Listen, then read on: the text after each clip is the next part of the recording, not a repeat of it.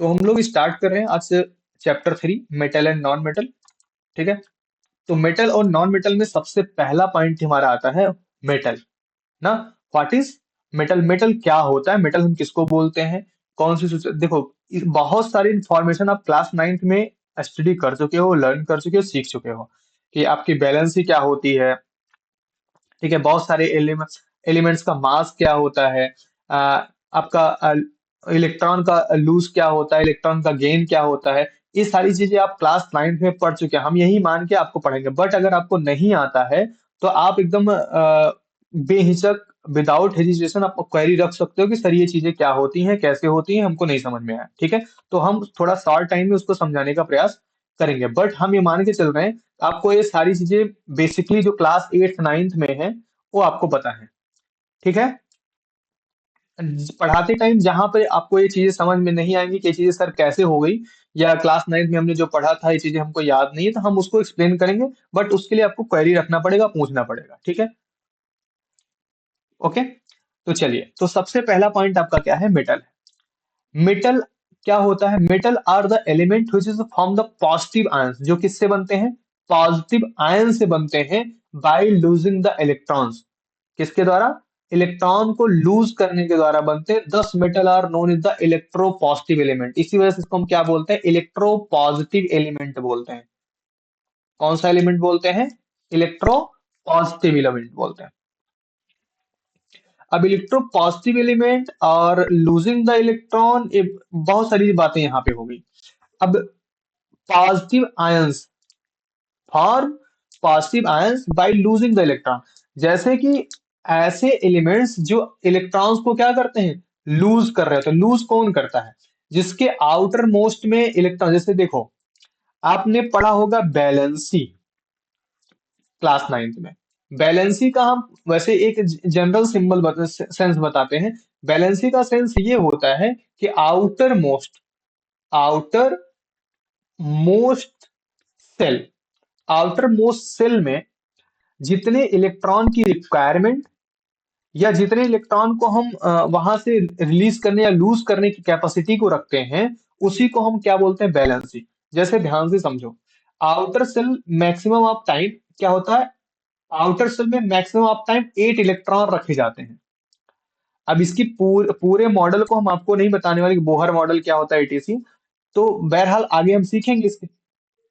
हैं? हाँ। तो most of time outer most में 8 इलेक्ट्रॉन होते हैं, होना चाहिए। ठीक है। अब दो सिचुएशन है, इलेक्ट्रॉन को गेन करना और इलेक्ट्रॉन को लूज करना। ठीक है। दोनों में एनर्जी जो लगनी है, एनर्जी पर इलेक्ट्रॉन सेम लगनी है। दोनों में एनर्जी जो लगनी है, चाहे वो गेन करोगे तब भी 1 इलेक्ट्रॉन पे उतनी ही एनर्जी खर्च होनी है, चाहे आप लूज करो तब भी उतनी ही एनर्जी खर्च होनी। मतलब इलेक्ट्रॉन को चाहे आपको रिसीव करना हो, चाहे इलेक्ट्रॉन को किसी को देना हो, दोनों सिचुएशन में आपको पर इलेक्ट्रॉन उतनी ही एनर्जी खर्च करनी पड़ेगी। ठीक है। तो बैलेंसी कैसे डिसाइड होती है? सपोज दैट आपके आउटर मोस्ट में 8 इलेक्ट्रॉन की रिक्वायरमेंट है, बट आपके आउटर मोस्ट में 8 ना होकर के 5 इलेक्ट्रॉन है। आउटर मोस्ट में आउटर मोस्ट सेल में कितने हैं? 5 इलेक्ट्रॉन है। अब अब ध्यान से इसको सोचो, 5 इलेक्ट्रॉन अगर आपके पास है तो आपके लिए ज्यादा बेनिफिट कौन सा है? 3 इलेक्ट्रॉन किसी से गेन लेना, या 5 इलेक्ट्रॉन को लूज कर देना? 3 इलेक्ट्रॉन किसी से गेन कर लेना। क्यों? क्योंकि यहाँ पे पैसे का लेना देना नहीं हो रहा है, यहाँ पे एनर्जी का ट्रांसफर हो रहा है। यहाँ पे एनर्जी लूज होगी, एनर्जी डिस्ट्रॉय होगी, या एनर्जी बनेगी। तो यहाँ पे हमारे पास अगर हम किसी से 3 इलेक्ट्रॉन लेंगे तो हमारी कम एनर्जी खराब होगी, है कि नहीं? अपने आउटर मोस्ट के ऑक्टेट को पूरा करने के लिए हम अगर 3 इलेक्ट्रॉन किसी से ले लेते हैं, तो हम क्या हो, हमारे पास क्या कम एनर्जी खर्च होगी। ये जो 3 इलेक्ट्रॉन हमने गेन किया, इसको हम बोलते हैं बैलेंसी। जिसका भी होगा उसकी क्या है? ये बैलेंसी है। सपोज दैट हमारे पास आउटर मोस्ट में 3 इलेक्ट्रॉन रहे हों। अब हमारे पास बेस्ट ऑप्शन क्या है? 3 को लूज कर देना। हमारे पास बेस्ट ऑप्शन क्या है, 3 को लूज कर देना। तो ऐसी सिचुएशन में भी बैलेंसिंग हमारी क्या रहेगी, 3 ही रहेगी। मतलब दो एलिमेंट की बैलेंसिंग सेम हो सकती है। इसका सेंस क्या हुआ, दो एलिमेंट की बैलेंसिंग जो होगी क्या हो सकती है, सेम हो सकती है। बट ये जरूरी नहीं है कि वो सब बैलेंस, जिन एलिमेंट की बैलेंसिंग सेम हो जाए वो उनका चार्ज भी क्या हो, सेम हो। तो यहाँ पे जिन्होंने गेन किया उन पे माइनस निगेटिव चार्ज लग जाता है, और जिन्होंने लूज किया उन पे क्या लगता है, पॉजिटिव चार्ज लगता है। लूज करने वाले पे पॉजिटिव चार्ज क्यों, क्योंकि वो किसी को दे रहा होता है। लूज तो वही करेगा जिसके पास एक्स्ट्रा होगा, है ना। जैसे मान लो अभी इसी को बोला ना, तो 3 था, 3 इसके लिए देना ज्यादा आसान है 5 लेने से। तो अभी क्या हो गया, पॉजिटिव चार्ज हो गया। तो जो मेटल होते हैं, metal are element which is positive ion, जो कि क्या होते हैं, पॉजिटिव आयन होते हैं लूजिंग इलेक्ट्रॉन्स।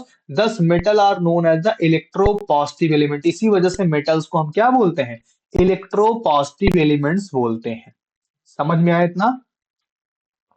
देन इसमें एग्जांपल में तो आपको बहुत सारे मेटल पता होंगे, जैसे आयरन पता है आपको, सिल्वर पता है ना, गोल्ड पता है, ठीक है, ये सब क्या है, कॉपर पता है, ठीक है। तो ये जितने भी हैं सब क्या है, पॉजिटिव आयंस लूजिंग इलेक्ट्रॉन्स हैं, जो इलेक्ट्रॉन्स को लूज कर चुके हैं उसके बाद क्या बनाते हैं, electropositive element, that means metal बनाते हैं।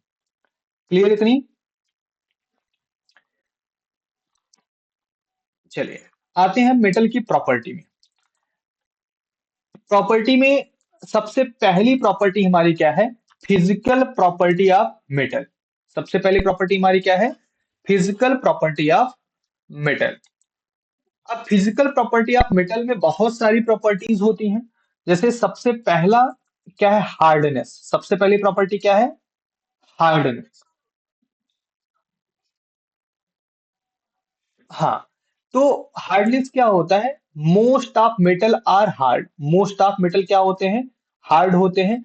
Except alkali metal such as sodium हो गया, पोटेशियम हो गया, लिथियम हो गया, इनको हम कौन सा मेटल बोलते हैं, एल्कली मेटल बोलते हैं। कौन सा मेटल बोलते हैं, एल्कली मेटल बोलते हैं।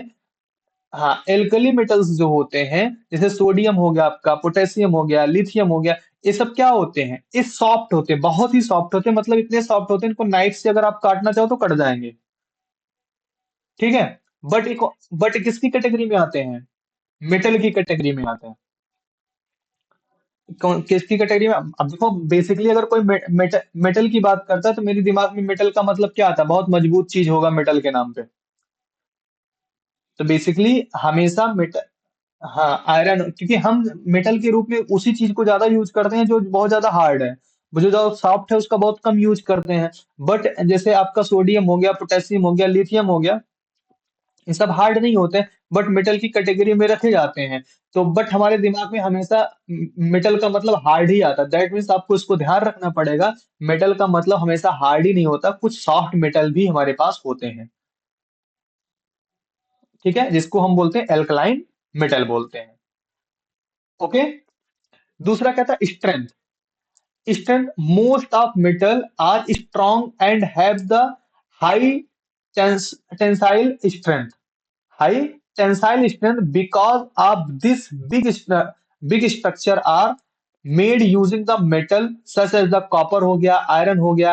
अब इसमें फिर से देखो, except sodium, potassium, which are the soft metal, ये सब सॉफ्ट मेटल की कैटेगरी में आते हैं। ये स्ट्रेंथ को मेंटेन नहीं कर सकते, टेंसाइल नहीं हो सकते हैं, टेंसाइल स्ट्रेंथ नहीं रख सकते भाई। अगर अभी किसी कॉपर, आयरन और इनकी जितना टेंसाइल नहीं हो सकता है, सोडियम, सोडियम को पता लगा ये हथौड़ा मारे क्या बिखर गया चारों तरफ पनीर जैसा। हाँ, टेंसाइल का मीन्स हो क्या, स्ट्रेच कितना हो सकता है, स्ट्रेच, स्ट्रेच बड़ा होना। हाँ, फैलना, जैसे आप क्या करो, हैमरिंग कर दो कितना फैल सकता है। हाँ, उसको उस नाम से भी जानते हैं, ठीक है।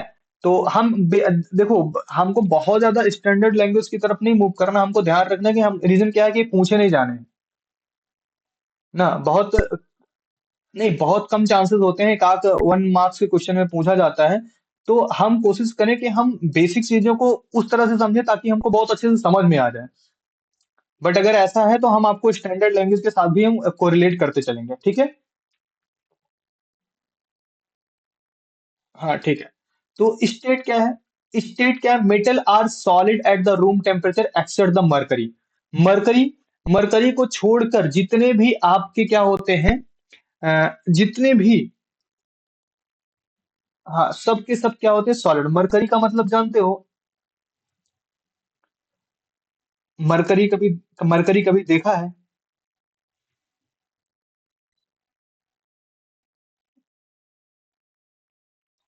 नहीं वीडियो में नहीं, आपने थर्मामीटर, कांच वाला थर्मामीटर देखा है कि नहीं कभी? हाँ।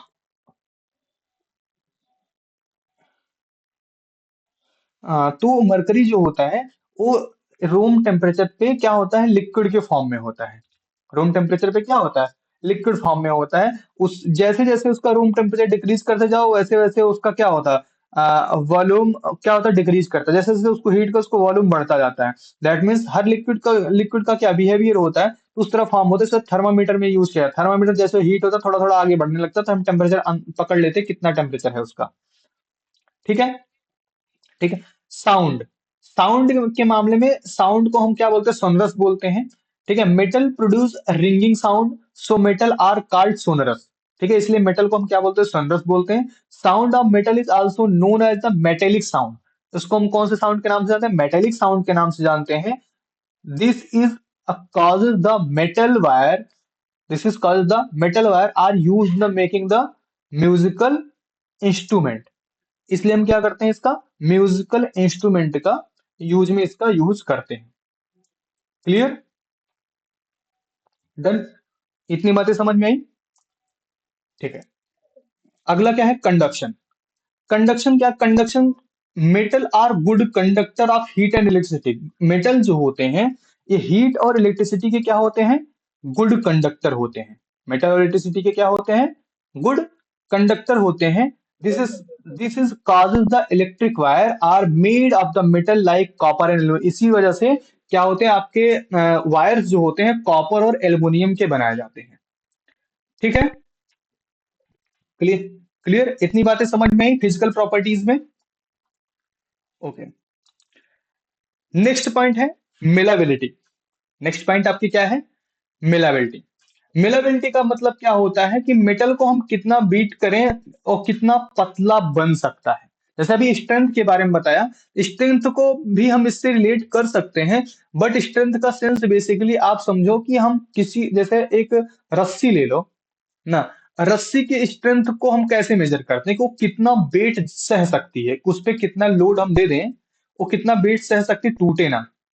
मतलब उसको हम पकड़ कैसे खींचे, वो कितना पावर झेल सकती है, उसको उसकी स्ट्रेंथ बोलते हैं ना। तो दैट मीन्स मेटल के स्ट्रेंथ का रिलेशन वहां से भी है और मेलाबिलिटी से भी थोड़ा बहुत हम रिलेट करते हैं। तभी जो मैंने बताया कि स्ट्रेंथ को हम हैमरिंग करने पे कितना हो सकता है, तो हैमर करने पे बहुत सारे मेटल ब्रेक होते हैं, ऐसा नहीं है कि ब्रेक नहीं होते हैं। तो मैं उससे रिलेटेड, बट स्ट्रेंथ अलग चीज है, मेलाबिलिटी अलग चीज है।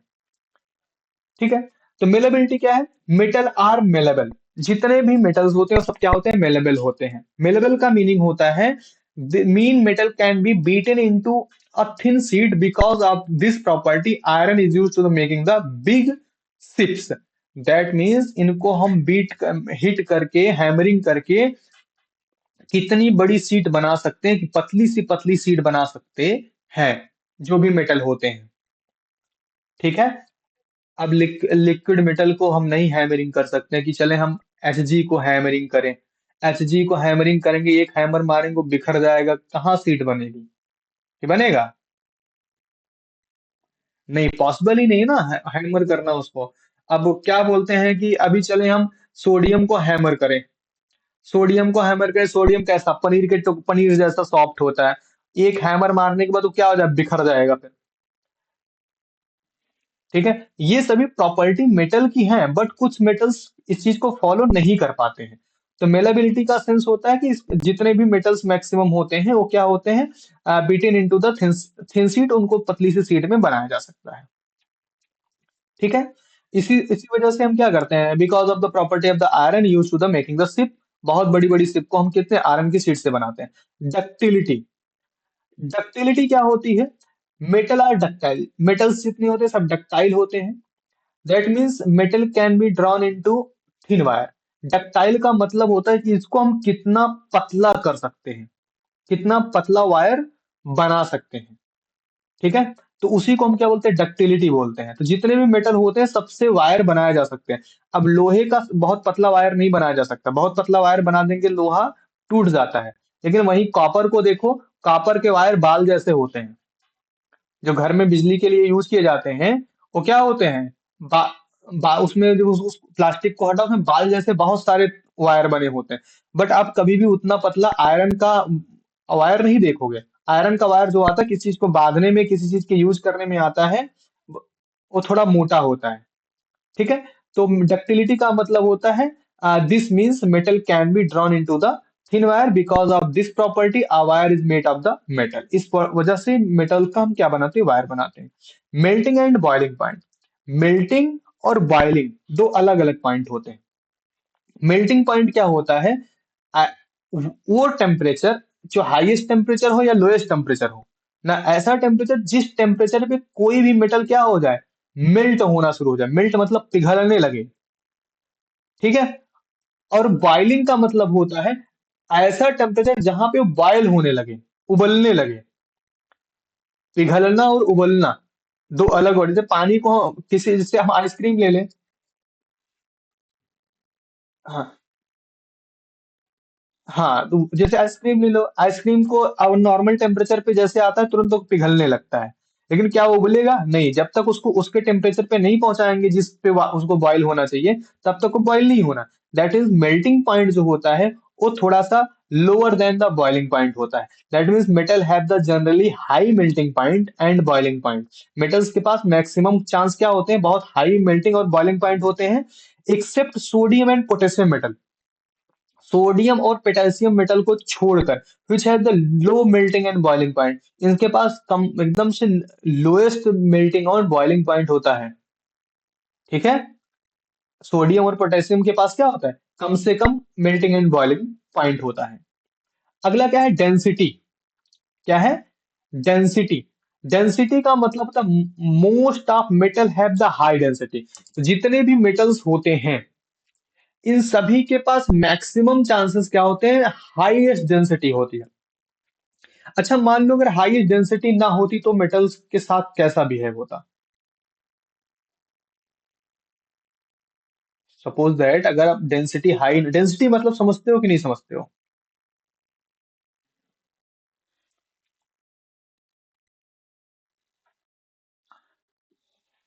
डेंस मतलब गहरा या घना? थिकनेस।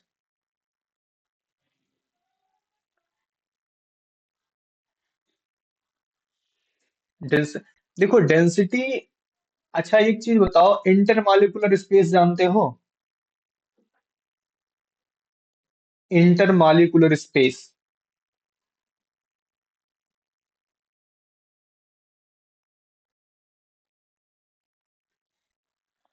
इंटरमॉलिक्यूलर स्पेस क्या होता है, इंटरमॉलिक्यूलर फोर्स क्या होता है, इन सारी चीजों के बारे में इंफॉर्मेशन है? चलो दोनों लोग बताओ फटाफट, एक एक करके। पहला इंटरमॉलिक्यूलर स्पेस, जो भी अपनी लैंग्वेज में बताना है, जो भी तुमको आता है। ऐसा नहीं कि अब हम एकदम परफेक्ट डेफिनेशन ही याद देनी है, जो तुमको समझ में आता है, जो तुमको याद है उसको बताओ। Intermolecular space.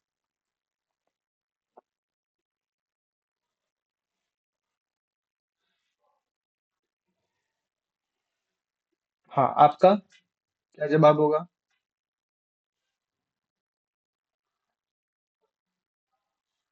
Molecules for attack, intermolecular force.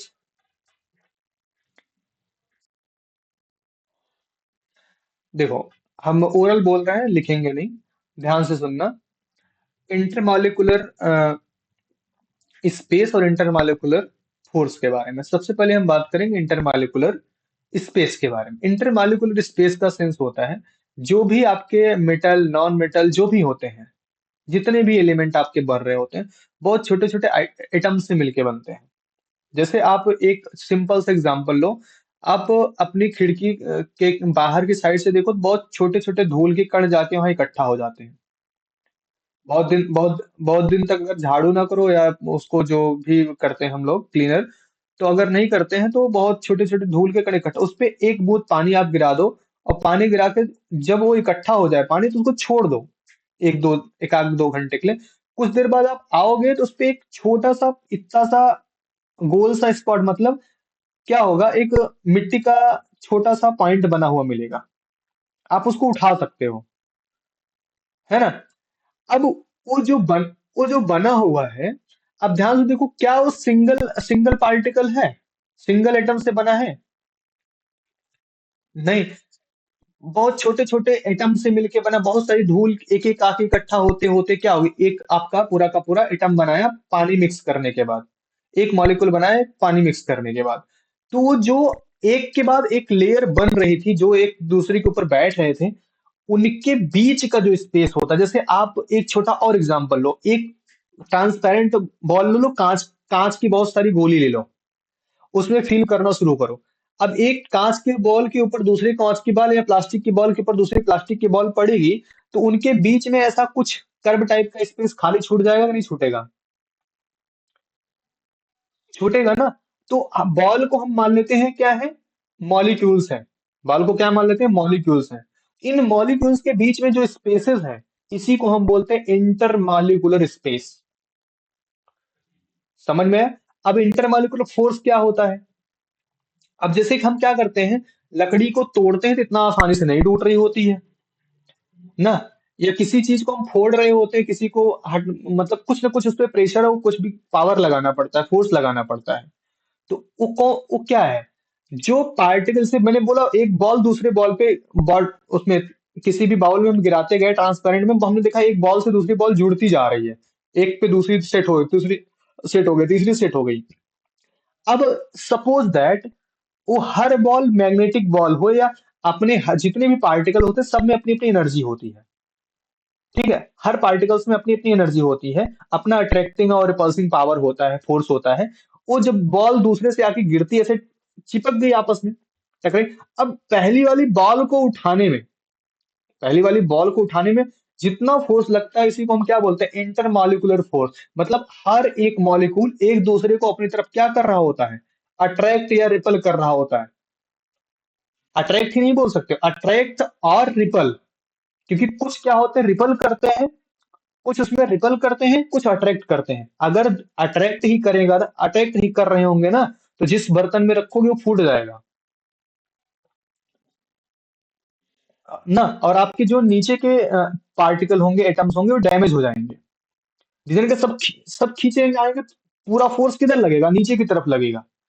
तो उसमें कुछ अट्रैक्ट कर रहे होते हैं, कुछ रिपल कर रहे होते हैं। तो ऐसी सिचुएशन में क्या होता है, इंटरमॉलिक्यूलर फोर्स होता है। तो most of metal have the high density, जिनके पास बहुत ज्यादा नजदीक नजदीक पार्टिकल फील हुए होते हैं, वो वो हाई डेंसिटी वाले बोले जाते हैं। तो मेटल्स हाई डेंसिटी के होते हैं, इनके पास इंटरमॉलिक्यूलर फोर्स क्या होता है, हाईएस्ट होता है, इंटरमॉलिक्यूलर स्पेस मिनिमम होता है।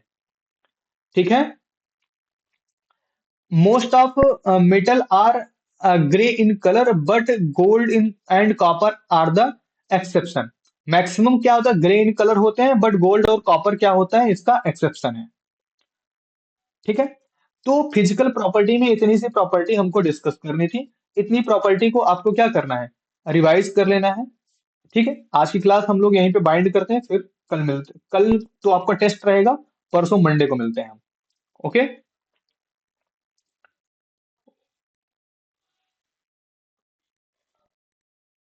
टेस्ट का टाइमिंग हम कल मैसेज कर देंगे। और जैसे आप लोग ने पिछला टेस्ट दिया था, थोड़ा सा टेस्ट का पैटर्न चेंज रहेगा, हम बताएंगे कैसा रहेगा। आप लोग को ड्यूरेशन सारी चीजें इन्फॉर्म कर दी जाएंगी कल मॉर्निंग में। ठीक है। मोस्ट ऑफ चांस है कि आपके टेस्ट का टाइमिंग इवनिंग ही रहेगा। ओके।